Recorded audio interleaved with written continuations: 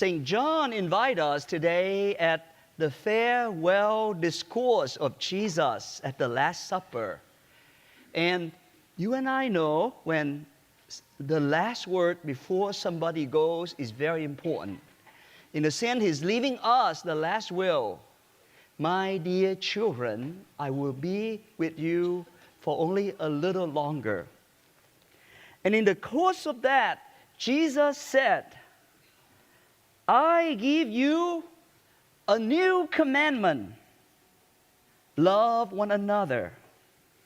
As I have loved you, so also you should love one another. My dear brothers and sisters, as disciples of Jesus Christ, to love is no longer an option or a suggestion. It is now a commandment that we have to love in order to be a disciples of Christ. So permit me to reflect a little bit on this commandment to love. Usually I would ask the children to help me, but today I'm going to call on the couples, the married couple, to help us to do a little demonstration to help us reflect on love, because you all are filled with love. So if you're sitting in between your children, spouses, please move right next to your spouse. Okay, spouses, please do that. And you're going to help us today to reflect a little bit on this commandment to love. So, okay, move close to your spouse. There you go. I see so much joy in that movement. All right, there you go. Yeah, all right, here we go. All right, so be very honest, okay? Of the two of you, spouses sitting right next to each other right now, raise your hands if you are the better singer of the two. Raise your hand, the better singers of the two. Okay, every couple sit next to each other, raise your hand if you're the better singers. Okay, are we in agreement with that? Okay, now you can lower your hands. Now I need a favor. The one that didn't raise your hand, I need you to sing with me. Okay, all right. You know, Deacon Randy, he thinks that I sing like Frank Sinatra. He does, yeah. So I'm gonna use a little abbreviated version of Frank Sinatra's song. So the one that didn't raise your hand, you have to sing after me, okay?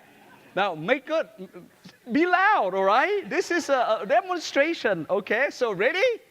So sing after me. Oh, I'm sorry. Look at your spouse in the eyes. Okay? The one that sing bad, okay? Look at your spouse in the eye and sing after me. Oh, well, how does that go like? All right. Because if I have a spouse, I would be the one that didn't raise the hand. All right, so ready? All right, look at your spouse in the eyes. Ready? Fly me to the moon.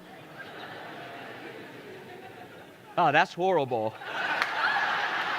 Okay, we got it right. Okay, let's try it again, all right? But be loud. Make yourself known. Ready? Fly me to the moon. Let me play among the stars. In other words, please be true. In other words, I love you. Hey, not bad. All right, wow, impressive. We have, Josh, you got to help do a choir for those who didn't raise their hands, okay? Just for that one group, voice lesson, all right. And so, all right, but this is even a more important question. Now, be very, very honest now. How many of you woke up this morning and you look at your spouse and you're like, fly me to the moon? Raise your hand if you did that this morning. You're like so ecstatic. You're like, fly me to the moon. Raise your hands. Well, let me see. Now, be courageous. All right. There's very few of you. For the one that raised your hands, the one that did raise your hand, confession is available after Mass if you need to use it, all right? Now, friends, it's fine because you and I know that love is not just a romantic sparkle, fly me to the moon, or a sentiment or feeling, because those comes and go. For those who've been married, especially those who've been married for years, know that true and authentic love is indeed a gift of self.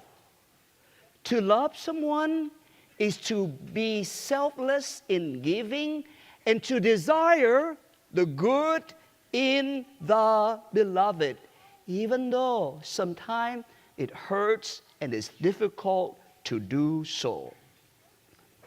And that is precisely the commandment, love one another. The original word Jesus used is agape, which means a kind of self-giving love. To love one another as I love you. Now, friends, step back with me for a moment and think about it.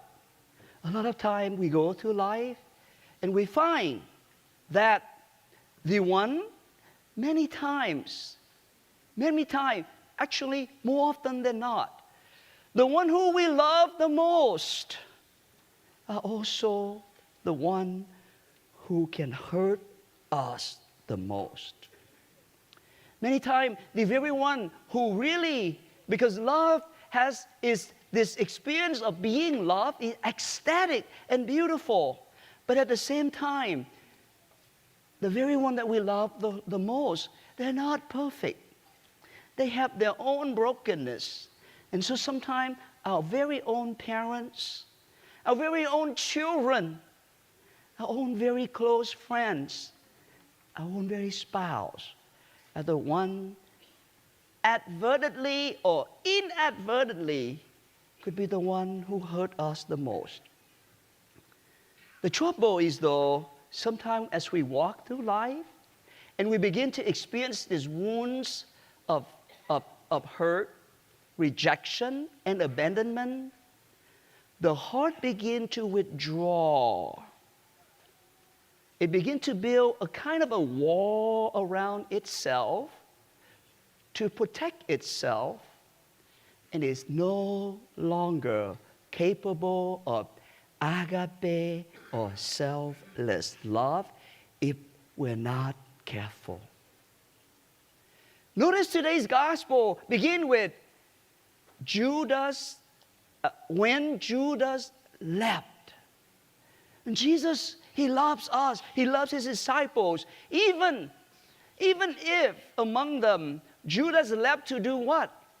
To betray Jesus with 30 pieces of silver, and eventually in the Garden of Gethsemane to betray Jesus with a kiss, a fraternal kiss.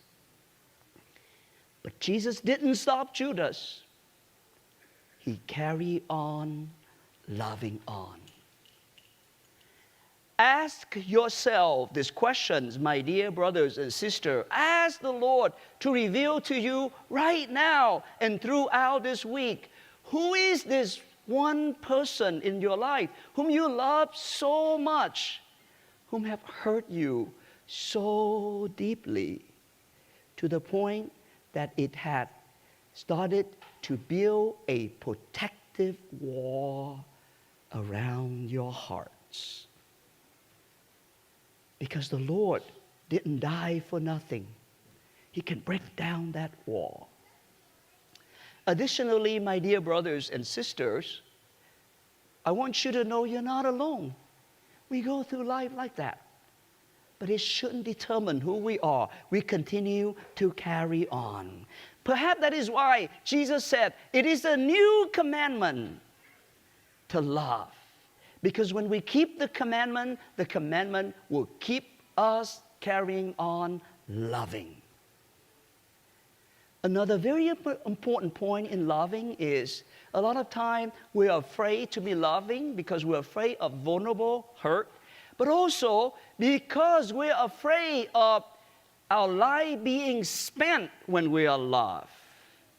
Because if I care about my family and about loving those around me, it means that I have to give up some video games. Sometimes I have to give up my dream and aspiration. Sometimes it means I have to give up having some good fun because I'm going to spend my life with you and for you, for your good. And we're afraid to do that. Naturally so. My dear brothers and sisters, yesterday I celebrate 22 years of being a priest. In fact, this very time, 22 years ago, I celebrated the very first Mass in my life, my first Thanksgiving Mass. Yeah. I want to share with you something. About a little bit over a year before my ordination, I had cold feet. It was so scary. I thought this is it. And suddenly I got cold feet. And I got so scared, and it was dark. And I'll always remember reaching out to my spiritual director, Father Ed Abel, and I went to see him to talk about how scared I am. And then as we sat down and I talked to him about, I don't know if I'm being called to the priesthood. I'm scared. What if along the way I fall in love? What if along the way I'm not happy and my life is miserable and I'm already committed to the priesthood? Father Ed Abel stepped back and he told me this. Dad, how many years have you been to seminary by now? I said, almost 8 years. He said, does every year the seminary get together and they confirm and invite you to move on to the next year? I said, yes. And he asked me, do you think God, who loves you so much, would take you all the way to this point and tell you, sorry, you're not called? Very wise. But then he said this. He said, don't look back. Give yourself to it. Commit. Give it completely to the Lord. Do not turn back. Do not be afraid to give yourself. And God, who calls you to this vocation, who gives you the commandment to love and to serve, will also give you every grace and strength you need to do it.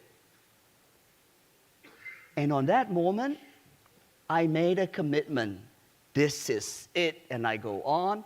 22 years, brothers and sisters, I would not change it for anything in the world because God is faithful. Yes, God is faithful. God is faithful. Don't be afraid to love. Even it may hurt us. Don't be afraid to hurt, to love, even if it means our life will be spent.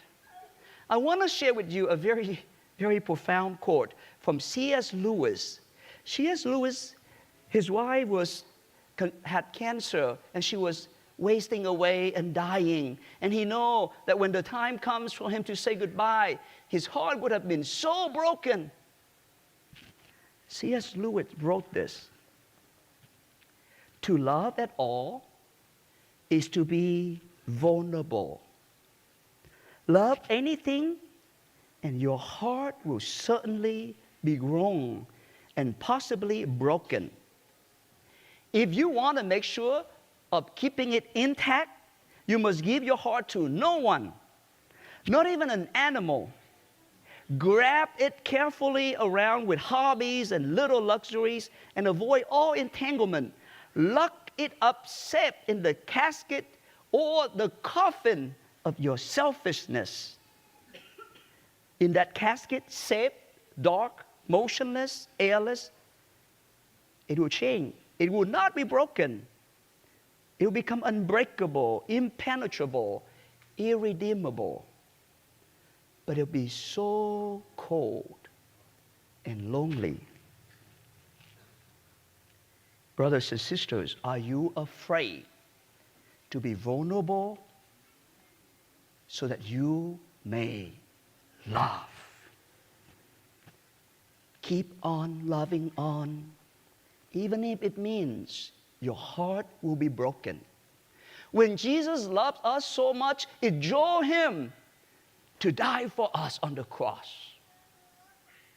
Keep on giving yourself selflessly for love, for the good of the beloved, because it is only then that you will discover the true identity of who we are as disciples in the image of Christ.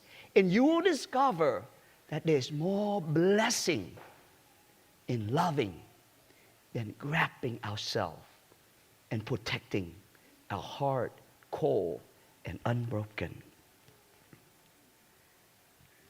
It is by this that they know you are my disciples, that you love one another.